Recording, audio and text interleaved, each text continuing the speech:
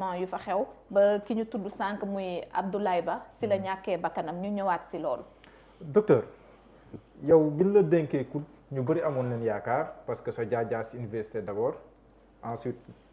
nga nekk DG COUD ñu bëri yaakaar ne wax dëgg yàlla yu bëri yu daan am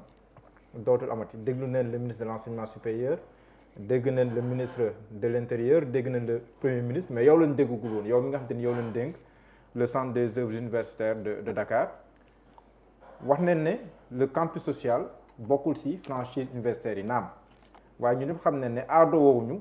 di fa gis ay alkaati yu bari ndaxte xam ne li si mën a toog booy analyser waat lii xew ba Abdoulaye Ba ñàkk bakkanam lan nga ñuy wax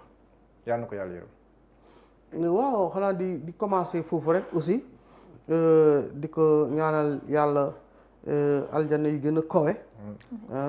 ñaan jàmm ci njabootam ci yaayam ak frère am ak famille ñoom ñëpp di jaalewaat étudiants yi ñoom ñëpp di jaalewaat sénégalais yi ñëpp daal je crois que souvent daal université moom en général les universités c'est compliqué université Sénégal bu Taïwan ak bu quartier latin ñoo ci yem en général les universités moom dañuy bouger parce que ay intellectuels lañ parce que ay idéologie lañ parce que ay expression lañ il y a des choses qui se sont passées à la place Tiananmen ay étudiants la woon c'était très dur il y a des choses qui se sont passées aux États-Unis c'était contre la guerre la guerre contre le Vietnam et c'était très dur il y a des choses qui se sont passées au quartier latin ñoom Sarthe c'était très dur donc je crois que àdduna noonu lay fonctionner surtout si milieu bu complexe la maintenant ce qui s'est passé c'est passé mais c'est regrettable comme ni ñëpp ñu ngi ko regretter amul kenn koo xamante ne war nga mën a yeewu ci réew mi souhaiter loolu waaw souhaiter loolu je crois que première appréciation bi loolu la maintenant dëgguñ ma ba léegi amuñ pour dëgg ma on est dans un pays on est dans un état organisé mais ñi war a wax dañuy wax ñi ci am nekk en première ligne dañuy wax seen responsabilité lañ interpellé ñoom ils se sont exprimés man si loolu laa bokk awma pour expliquer quoi que ce soit damay bàyyi tutelle bi wax te loolu laa mën a jëfee comme ni nga ko waxee aussi université ancien là je crois que université laa gën a xam ne suma kër bon en général c'est pour tous les étudiants d'ailleurs képp koo xamante ne def nga cursus normal def université de Dakar ba maîtrise sa waxatuma la nga def ko ba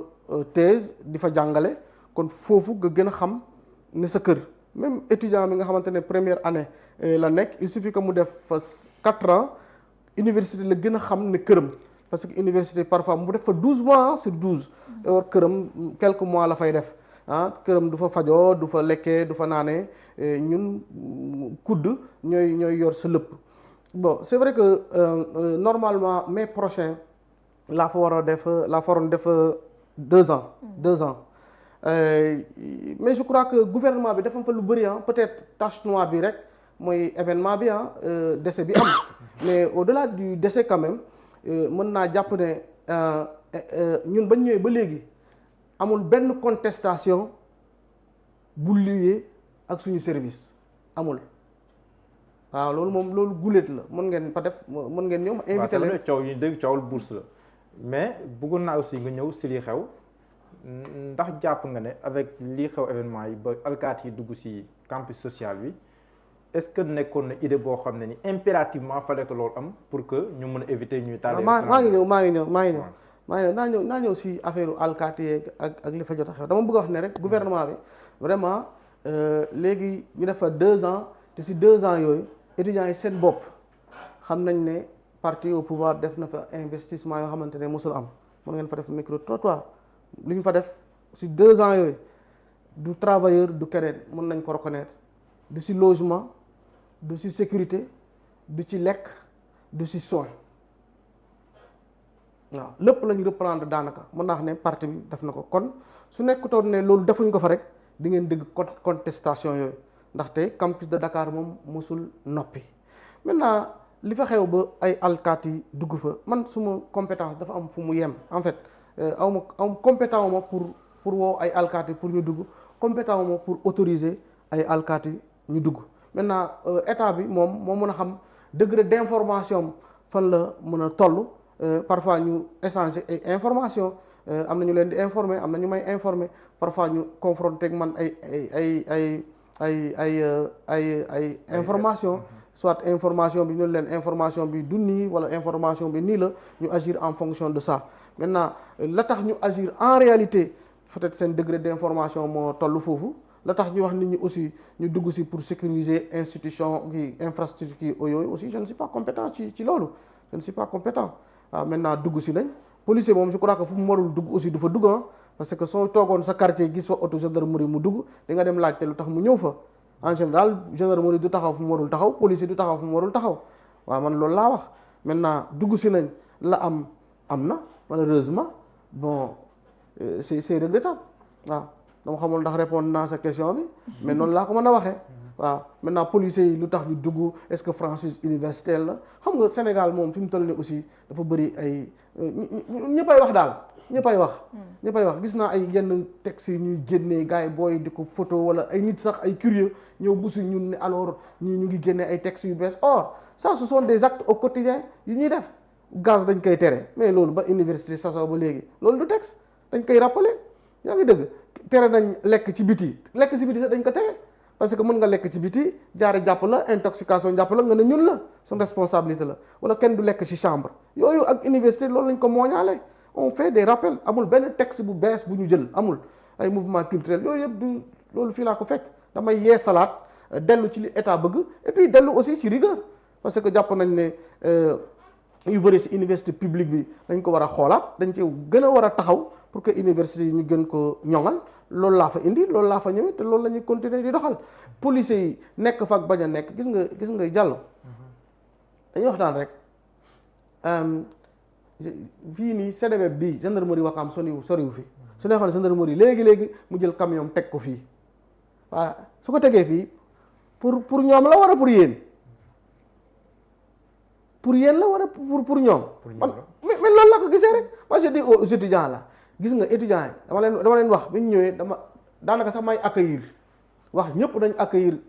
les jeunes là suñu doom lañ suñu membre famille lañ ndaxte ñun ak ñoom ñoo dëkk nu mu gën a rafetee ngeen def ko nee naa leen même ku bëgg a yéegal bagaasam sax jàpp leen bagaasam ngeen yéegal ko ne ko détail bu mu mënti am na ñëw woo leen wax leen parce que yéen ak ñii yéen a dëkk c'est-à-dire duñ ay étranger fii nii man leen police bi na ngeen leen bàyyi parce que police duñ nekk fu ñu warul nekk comprendre nga mais ñëppay expliquer ñëppay wax am na ñoo xamante ne dañoo bëgg a jàng tranquillement am na ñoo xamante ne bëgguñ jàng tranquillement dañu bëgg a exprimer wu comprendre je crois que est-ce que police yow di nga romb mu dóor non maintenant les intellectuels là ceux qui font l'intellectualisme dañuy wax ne politique ak intellectuel àndul c'est dans cette histoire là celui qu'on oublie souvent c'est le préfet l'histoire des franchises universitaires là on a hérité de ça il faut décolonial xam nga la pensée décoloniale là c'est pas une histoire de esclave ak ñooñu l'idée des franchises universitaires là ci la pensée décoloniale la bokk parce que c'est le quartier latin il faut que ñu xam ñun suñu franchise fu ñu yem mënuñ di par exemple laay jox rek saccager ñu ne nit ñi duñ dugg suma exemple laa lay jox en 2006 2007 ba grève amee ñu jiite ko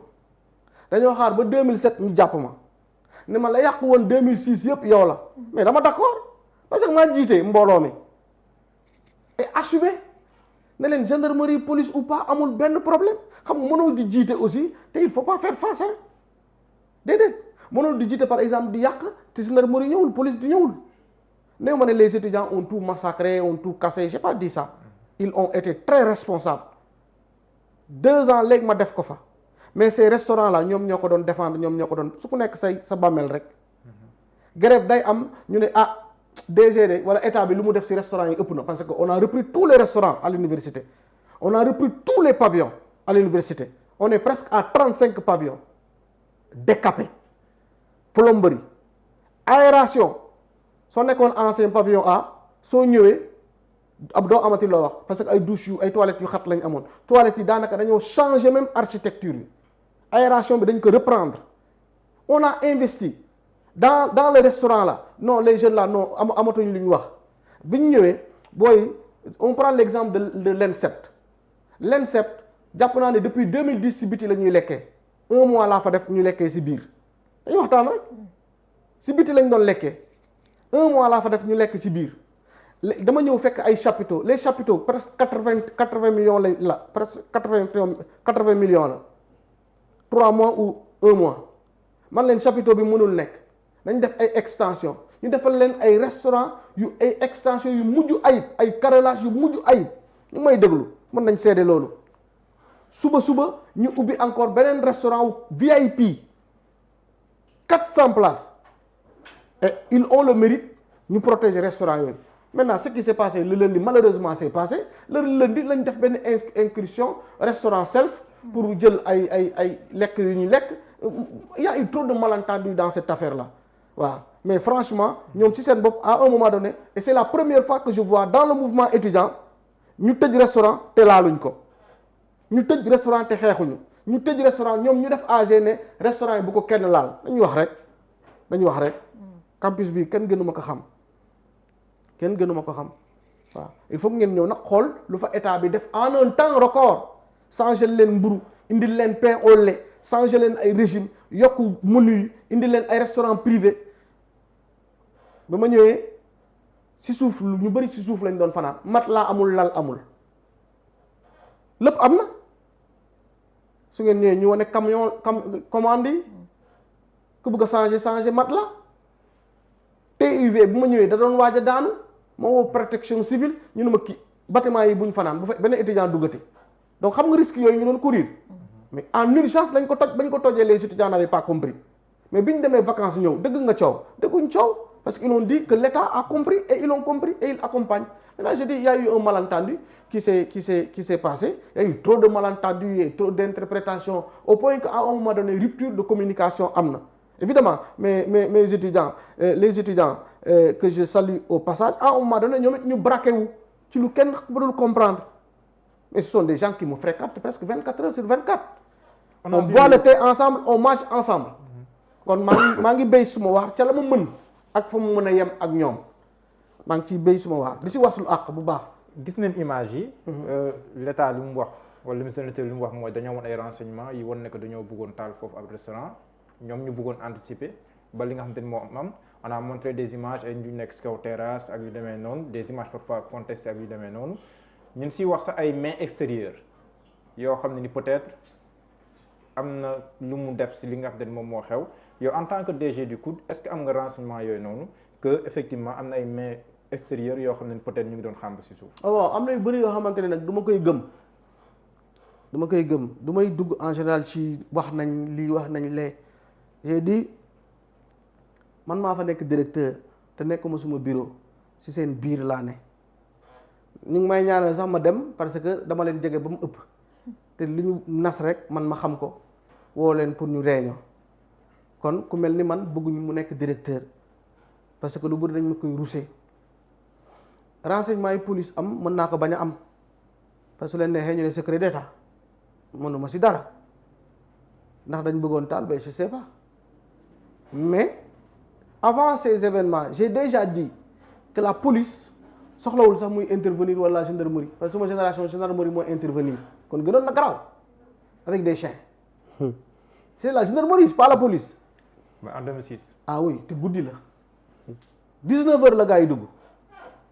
porte après porte 19 heures xeex ak police ba journée bi jeex mais il faut que jeunesse se fasse quelque part mais y a pas plus imprudent pour un étudiant ngay xeex guddi ak gendarmerie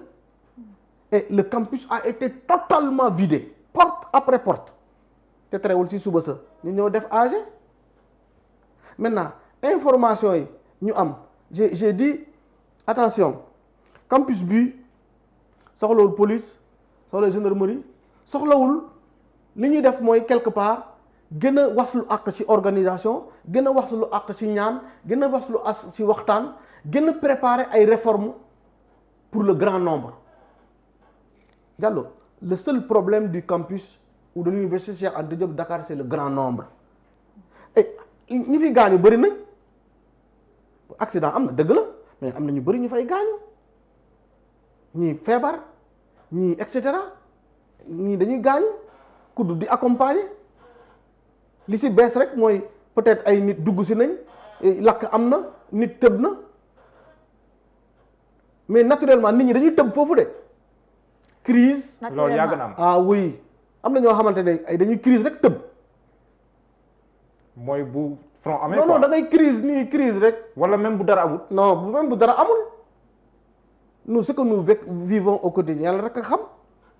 nous vivons la menace le danger au quotidien bii ba presque ay 3 heures du matin presque maa ngi suivre ñaari jigéen ñoo xamante ne ay crise lañ yor soit biir la soit jékki-jékki rek yuuxu ne sa bopp bi muy métti wala nga surmené ko. oui yuuxu ñi ESP y a même pas 2 mois am na benn jigéen bu fa tëbee premier étage jékki-jékki rek tëb dañoo bari. mais loolu kon interpellé na leen pour ngeen ut ay palanteer yoo xam ne ni peut-être. waaw mais palanteer yi aussi soo tëjoo nit ñi beneen problème lay indi rek gris wala yooyu waaw c'est vrai que. beneen problème lay indi rek am na jeu que théâtre bu noonu néeg bu amul palanteer baaxul. beneen problème lay indi rek beneen problème rek maanaam lii xew si kër yi mooy xew université rek waaw yenn problème à domicile accident de domicile mooy xew si ñun rek lépp loo mën a gis rek mu xew si kër jàppal ne au quotidien c'est ce que nous vivons plus grave que ça et que yoo xamante ne ñemewuñ ko wax pour le grand public et pour le grand public donc problème mu kër la problème yooyu yëpp dafay am problème yooyu dafay am mais je dis on est nombreux ba si espace bi dafa ndaw nombre bi nekkul ne par exemple si désert lañ nekk et que c'est pas habitable on est nombreux il suffit que nit ñi génn 18 heures pour yow soo fa ñëwee pour la première fois di nga taxaw ñemewoo dem les gens se frottent en marchant si biti laa wax de wax ma si chambre yi les gens se frottent en marchant il suffit que ñu ne par exemple campagne ñoom ñu étudiants yi ñu ngi def seen campagne électorale mais dang ne lii xanaa ñoom Barack Obama ñoo wàcc université day fees ba dañuy obligé sécurité bi 24 heures sur 24 séparer ñaari groupe yi donc loolu yëpp ay réformes la ñu war a seet parce que pour un rien étincelle bu ndaw rek day indi jéye day indi problème dans les chambres la même chose ñun bi ñu ñëwee xam nga lan lañ fa fekk génération peut-être Daouda par chambre lañ doon codifier da ngay dëkk chambre X mais léegi Daouda loolu amatul nan la ñuy codifier léegi même lit si benn lal day am un titulaire et un suppléant. ah oui lii loolu. ah loolu mooy loolu. dañuy suppléant wala. déedéet benn lal bi non xam nga Daouda ki Diallo il faut ngeen ñëw man dama bëgg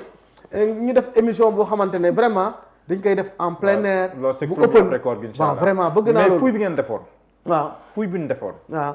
ba nu gis image ne am na ñu fa découvrir armes yeeg yooyu est-ce que waru leen woon interpeller parce que en général li ñuy wax de manière triviale mooy boo gisee leen jàppal ne la nga gisul moo ëpp est-ce que si vous aviez assez anticipé li mel ni dina doon am université waaw xam nga déjà su ma la waxee effet nombre rek jàppal ne bonjour les problèmes bonjour les dégâts lu bëri wàññeeku na foofu agression yu bëri wàññeeku na foofu jàpp naa ne à 90% wàññeeku na université yu bari amatul foofu bagarre yu bëri daaw def nañ élection ba jeex guléet amul xeex pour toutes les facultés le gouvernement a fait beaucoup d'efforts là-bas beaucoup d'efforts voire trop d'efforts maintenant les fouilles xanaa ak man de lañ ñemee fouille bu avant amutoon oui nous faisons des fouilles systématiques dugg ci chambre yi nga ubbi ñu dugg def luñ mën duñ policier nag duñ gendarme luñ mën rek la ñuy def fouiller sa armoire yëpp nga génnee fouille yi nag mu ngi commencer porte ba mais j'ai dit sooy xool tey carte université di nga wax sax tey fan la kudd moom ak fan la rectorat moom nit ñi dañ ko xam nit ñi xamuñu loolu fan la kudd moom foofu fan la rectorat moom foofu nit ñi xamuñu ko il faut nga même nga nekk fa sax taxul nga xam ko quand par exemple le minimum mooy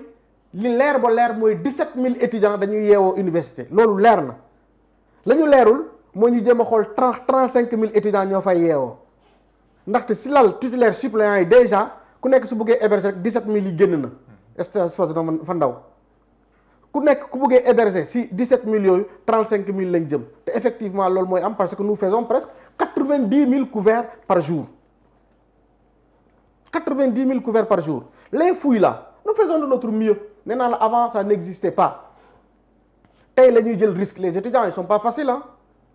Ils ne sont pas faciles parce qu'ils sont nombreux. Et l'effet du nombre joue sur leur psychologie et leur comportement. Nous fouillons. Nous fouillons, nous, on a informé la police. ba ci découverte armes yi. automatiquement parce que c'est un rôle. am na loo xamante ne suñu la ko jàppee par exemple c'est ay trian c'est ay sàcc c'est ay yooyu police direct bu njëkk raaroon na de waaw nous faisons de notre mieux les fouilles sont systématiques et c'est à la porte nañu def buy dugal yenn jaas yi aussi mais je crois que l'histoire des jaas yi à l'université mais c'est la première histoire de l'université ah délégué ak jaas yi tout le temps dañ ko fay dugal mais ñu ngi def de notre mieux di leen di désarmer kuñ jàpp police waaw kuñ jàpp dañ wax police jàpp nañ lii jàpp nañ drogue dure biir université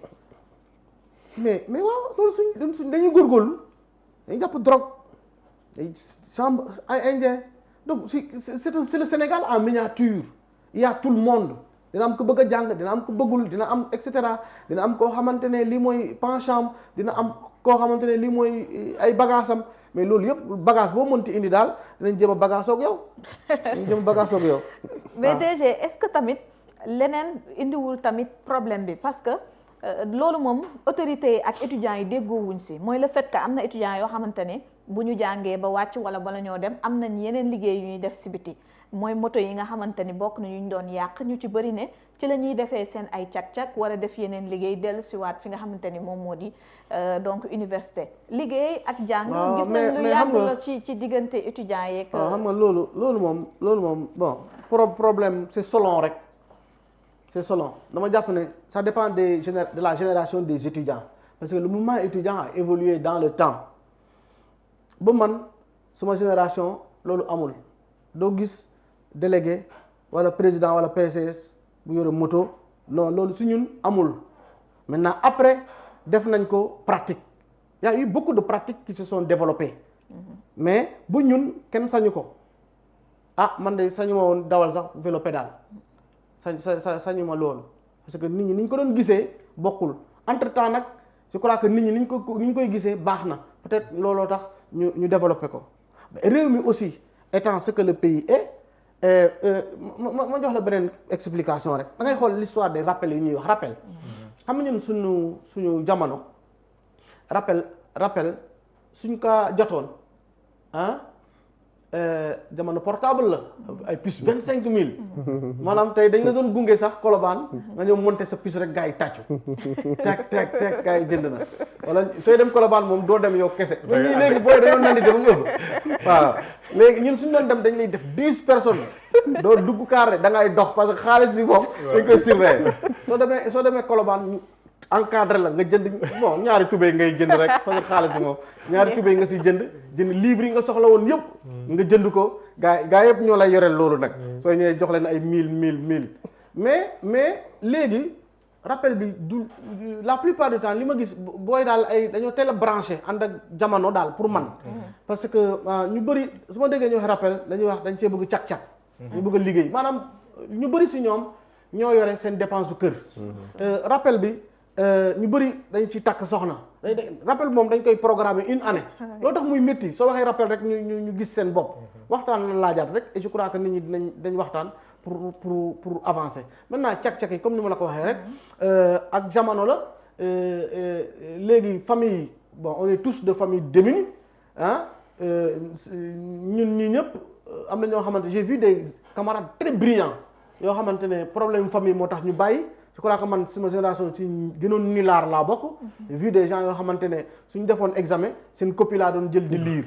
mais dañoo xëy benn jour gisatuma leen ma woo leen téléphone ñu ne ma non xam nga paa bi ak mère bi su ma leen gisee ba léegi sax pincement au cœur laa am dama ne oh voilà un brillant philosophe raté voilà un brillant juriste raté donc problème de famille aussi war mooy tax ñenn ñi ñu bëri soit seen jàng ñu koy teel a écourter soit ñuy cak-cakaale te mënoo wax étudiant bu yore dépense su këram fii doo fi cak-cakee waaw donc loolu autorités yi war nañ ko mën a nangul étudiants yi foofu parce que am na sax benn côté boo xamante ni dégg na ministre de l'éducation dem bay wax ni am na ñoo xam dañuy dem ba âgé toog biir université def ko kër boole ceeg liggéey yi nga xamante ni juñu naa ko sànq. non non de toute façon waaw âge bi moom réalité la benn ma ne réew mi daal depuis des années ay xale ay jeunes ñoo yore seen kër yi loolu mooy Sénégal fi mu toll nii da ngay gis ñoo xamante ndax CM2 dañuy bàyyi dem defi tailleur wala leneen mu naqari ñëpp lu tax paa bi ay xale ay jeunes yu ndaw a ndaw ñoo lay expliquer problème mu kër xaw gis nga Nicaragua bi ni mu méttee woon mais ay jeunes 15 ans ngay gis ñu bàyyi lépp pour dem maintenant problème mu âge bi day amoon day posé wu xam nga loolu tax université compliqué da ngay gis un jeune qui a 16 ans 17 ans 18 ans 19 ans qui a le bac 16 ans à côté de ce jeune qui a 16 ans muy ànd ak ku am 30 ans kooku étudiant bu légal la dafa redoubler yëpp nag première année waaw système bi parfois day dëgër bu njëkkaan da gënoon garaaw sax parce que bu njëkkaan gis naa garant yu bëri yoo xamante ne suma garant yu bëri yoo xamante ne man ñëw naa ba génn ñu toog foofu ba léegi parce que boobu système mu lal basan la woon licence da nga koy def 80 ans comprendre donc loolu yëpp dañ ko war a xoolaat tey aussi la même chose da ngay redoubler première année redoubler deuxième redoubler troisième redoubler quatrième ñëw encore di wut ay encadreur mu të kon pour un rien surtout soo tardé cycle primaire. mais léegi n'est-ce pas benn cycle amoo droit redoubler plus de 2 fois am déet. waaw mais ay xam nga kii bi nu mu tudd sax système crédit bi la mais am na cycle yoo xamante ne mooy leader des bourses d'accompagnement yu ñuy wax. da ngay nekk master par exemple. jeexal. sa année yu ñu la accordé pour nga soutenir mais bon après xam nga social rek parfois mooy indi social yu nekk yi waaw nañ ko gérer te fekk yow état bi moom lekk nga xaalisam ba pare les gens ont inventé avant nous la notion de bourse d'accompagnement bourse d'accompagnement foofu la fële parce que kii ñu ne war na soutenir master malheureusement légalement amatu si droit déedéet ñu xool nan lañ koy accompagner voilà après dañu une université sociale la ba social bi mooy indi problème finalement accompagne boobu tout le monde n'est pas vieux parmi eux mais il y a des gens tu les vois tu sais qu'ils sont âgés qui sont très âgés maintenant le très âgé là va fréquenter celui qui a 16 ans 17 ans 18 ans non manipulation bi day bari mais c'est très difficile tey nga gis koo xamante ne nekkul étudiant nekk campus c'est comme les dispositions yu bees yi ñuy rappeler leen wax ne képp koo xamante ne par exemple lecteur bi ngay checker pour dugg restaurant inscrire dañ doo dugg restaurant dañ lay génne campus mais lecteur boobu mën na juum je vais t'expliquer pour 2 raisons benn raison bi mën na lié à un retard d'inscription le chevauchement des années fait que parfois man professeur sax damay réer pour xam étudiant bi ban année la war a soutenir wala ban année laa ko war a inscrire wala ban ñaata at laa ko yore le chevauchement des années dañuy dem ba 2024 benn master ñu dem ba 2024 kon lecteur bi soo ñëwee pour check mu ne la tiit bloqué la ne kii nekkatul étudiant mais le même étudiant ñëw ne la mais DG dañuy ñëw ba si man ne ma DG man amaguma encadreur xam nga le temps que ñu lay xaarloo pour nga am encadreur nekkatoo étudiant officiellement mais kooku mën nga ko dàq tey suba liste yi génn mu am encadreur kon mën na fa traîner presque 2 mois 3 mois 4 mois 5 mois donc li ñu war a waxtaanee nekkul social boobu kese retard bi la chevauchement ak année pédagogique yi donc il faut venir là-bas pour comprendre mais c'est très rare de voir quelqu'un koo xamante ne comme ni ñu ko waxee ci mbedd mi jàngul deful dara et cetera nekk ci université bi di pavané wu bon c'est vrai qu'il y a beaucoup de manipulation am na ñoo xamante ne duñ toog duñ màgg mukk ci mouvement étudiant impliqué wu ci rien et tout à la fois moi quand j'ai abandonné le mouvement étudiant parce que nekkatuma étudiant yow mënoo abandonner le mouvement étudiant di liggéey par exemple fenn sax ma gis la ngay posté naan étudiants yi nañ grève DG bi lu mu bind du yoon kooku aussi juge bi da ko war a woo c'est-à-dire on est dans un pays boo xamante ne manipulation bi nit ñi dañuy caaxaan rek. dañuy nekk si biti daal di xam ba taal bi. da ngay gis nit kuy wax sax nga ne ko yow loolu wax université bu na xaw ma ay yére lay jaay wala si leneen lay ne yow xamoo resto duggoo université mosaa noo dugg université mais yow si matin soir yow da ngay wax wala nga nekk un ancien délégué la ñuy woowee seen bopp xaw ma yow mosoo jiite dara yow mënoo nekk ancien délégué ba mën nekk man délégué ba ah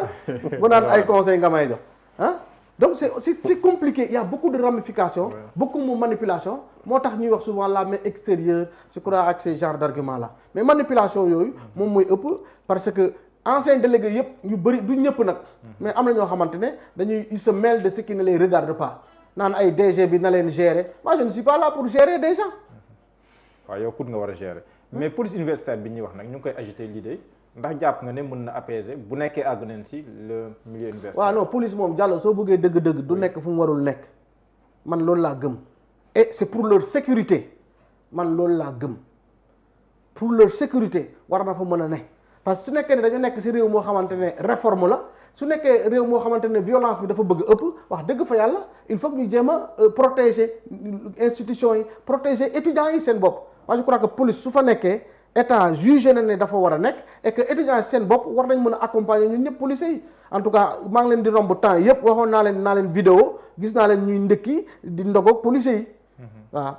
te foo gisee policiers yi ñoo ak étudiants yi ñoo taxaw si biti di waxtaan et y a pas de policier qui vient du ciel wala de d'autres pays ñoo ñëpp ay parfois ay étudiants la kii logé pavillon bi kii logé pavillon bi nañ xajalante rek je crois que c'est pour un temps dañu ñëw pour que ñu dimbali ñu ci ordre bi ak yenn affaires yu bëri yoo xamante ne réforme yu bëri yoo xamante ne ñu ngi ko war a def et puis Diallo fu 35 000 étudiants di yeewoo fa police ñëw man pour man li ci des yëpp waxtaan la communication la ñu xam police lu tax mu nekk fi pour ñu mate qui que ce soit gëwma loolu waaw te gars yi fonctionné wuñ noonu waaw man gëwma loolu problème bi ñëw na 2 fois daanaka wala ñetti yoon day ñëw nu yaakaar ne kalmene mu ñëwaat ba nit ñàkk sa bakkanam pour yow la moo war a nekk une solution définitive pour surtout ñi nekk master par rapport à cette histoire de bourse de rappel ak yooyu ba mu nekk une page tournée nu jublu léegi si jàng ak jàngale si daara. waaw xam nga am na solution boo xamante ne quand même te wax naa ko ñëpp c'est la seule solution te ñëpp xam nañ ko mooy qu'on se démarie ñu tas ñu tas ñëpp xam nañ ko xam nañ ne la seule solution à l'université mooy ñu tas parce que infrastructure yi attanuñu assainissement bi attanuñu soo demee biir université la cité des enseignants les cités des enseignants soo demee foofu di nga gis seen plan d'assainissement di nga xam ne mbooloo ma fa ne plan boobu attanatu ko cité des enseignants rek laa la wax na ma enseignants yi jégal su ma leen cité soo ñëwee si ñun suñ plan d'assainissement attanatuñu soo ñëwee si ñun yàlla bu ñu am yenn feebar yi wàlleeg yooyu yàlla bu ñu ko am parce que 15 personnes 20 personnes si chambre Diallo loolu rafetul de te loolu dafa mu ngi bëgg a yàgg depuis 30 ans mu ngi bëgg a yàgg jarul réforme parce que loolu mënoo ko amal solution à l'intérieur ñëpp xam nañ ne war nañ waxtaan ak les acteurs ñu xam ne oui tous sont fiers de l'université Cheikh Anta Diop de Dakar même prof yi soo waxee rek ñu la moi je suis de l'UCAD l'école de Dakar dëgg la mu mel ni kon la référence là Cheikh Anta l'identité là l'image là l'histoire là personne ne veut s'en départir y compris ceux qui sont dans les autres universités si tel est le problème mais on garde Cheikh Anta pour tout le monde mais les facultés là doivent sortir oui c'est la seule solution yow tas bi foofu nga ko kii mooy c'est la seule solution et je délocalise ko ak yooyu la seule parce que amul faaw mu am ñu tax waaye yow en fi première année sax mënoo leen jàngal 1000 personnes 3000 personnes foo leen di jàngale ban amphi amul et à l'époque Soura me disait que amphi de 3000 places Scala de 1000 ans rek la am yàlla la ko yàlla yërëm ministre bu baax boobu. waaw ñenn ñi duñu am place ñuy toog 1000 places rek la gars yi am ñuy taxaw. waaw loolu jàngale la est-ce que duñ ci waxtaan. mais soo demoon ba Sika ba ma dëkk mën nga fa am amphi 5000 places y a de l'espace. prof yi xam nañ ko ñu bëri même pour ñu jàngale normalement amuñu ko je me demande si tous les profs ne sont pas malades c'est la sueur toute la journée on étouffe toute la journée est-ce que loolu war na mën a continuer si njàngale yaa ngi corriger ñaata copie 3000 copies fu nga corriger benn amphi mënuñu continuer nit ñi ci fenêtre la ñuy yurndu ñu bëgg a rester dans les mêmes conditions on n'a qu'à discuter avec les acteurs état bi accompagner ñu loger les enseignants je crois que dañuy dem et il faut ñu dem c'est la seule solution parce que tant que le grand nombre est là-bas les vieilles pratiques on se départira difficilement des vieilles pratiques parce que booy am na lu ñu gëm ba pare dañoo war a syndiquer dañoo war a wone suñ bopp soo syndiqué woo te xeexoo syndiqué woo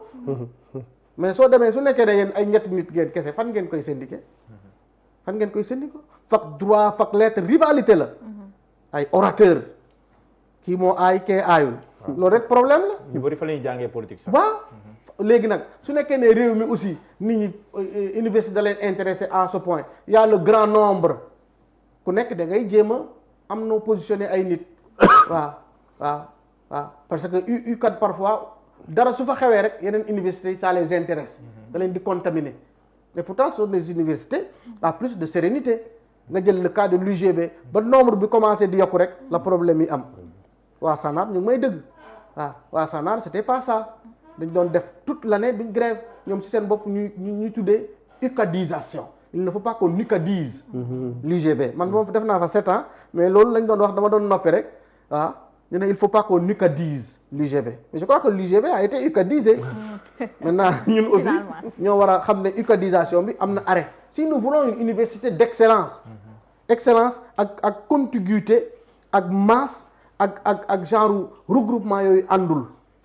mënoo jàng ci bruit boobu ci masse boobu mënoo jàng waaw la preuve da ngay dem ci amphi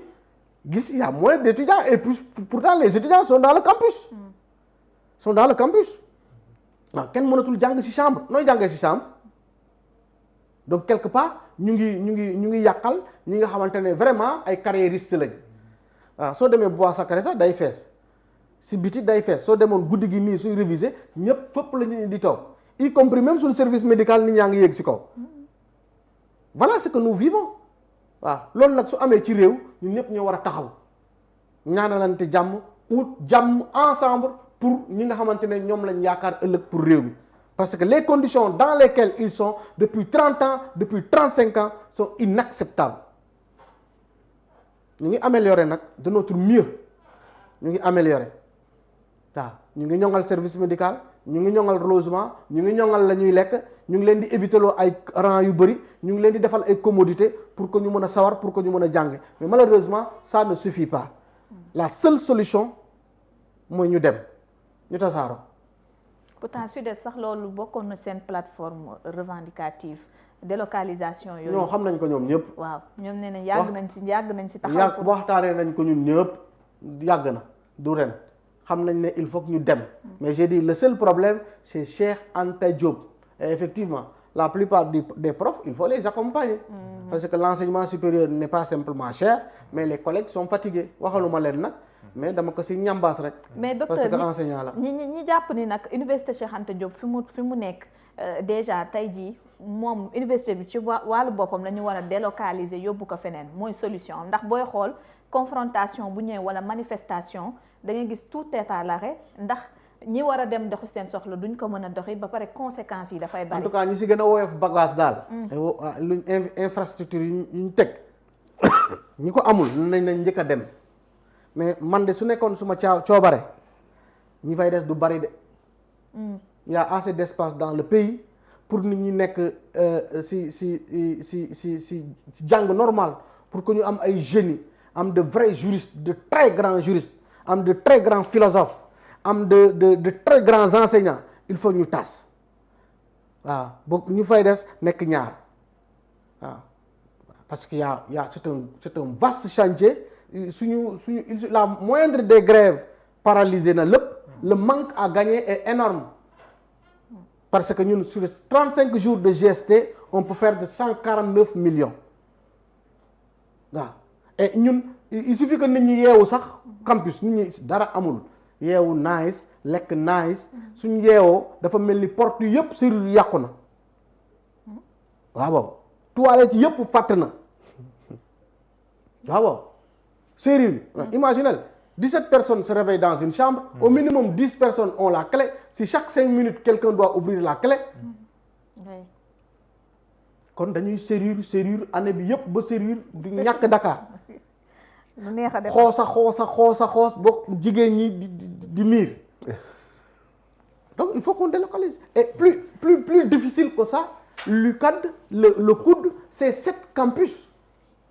C'est le grand campus, c'est Claudel, c'est EN7, c'est ESP, c'est ESEA, c'est l'école normale et c'est aujourd'hui ENDS. C'est énorme.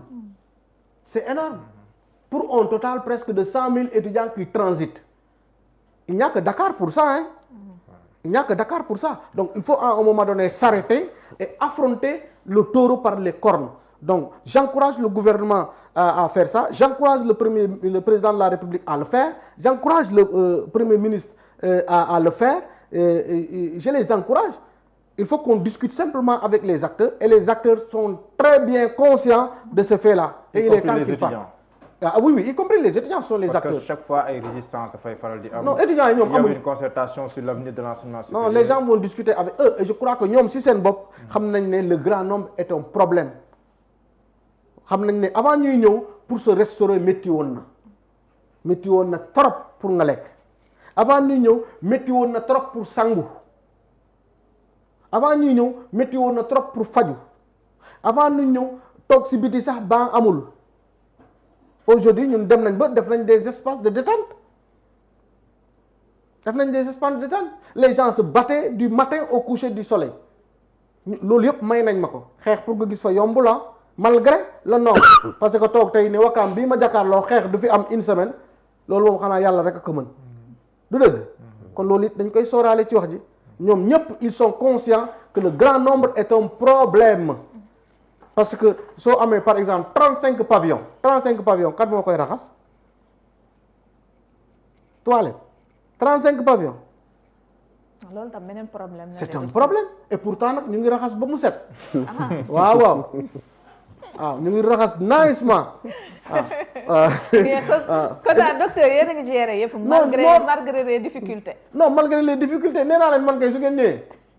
accès bi métti na mais su ngeen ñëwee moom seen ñu xalal leen yoon loolu laa bëgg man bëgg naa ngeen ñëw ñu dugg ngeen xool lu fa gouvernement bi liggéey waaw étudiants yi xam ne man étudiants yi di ñaxtu si publiquement lay waxee li étudiants yi di ñaxtu ak li étudiants yi di ñaxtu comme lan nga ne ñu xool li gouvernement bi liggéey waaw man ak li étudiants yi di ñaxtu oui mais il n'y a jamais de perfection waaye xam nañ ne fi ñu leen jëlee fi leen projet bi jëlee non sori na parce que différence si suuf bu ñu yéegal la si kaw loolu dara fay ko indil la ay pain au lait xoolaat lekk bi mburu bu ndaw bi nee nañ li ma nekk séeréer moo tax ma yokk mburu yeeg yooyu mu ne ko c'est de bonne guerre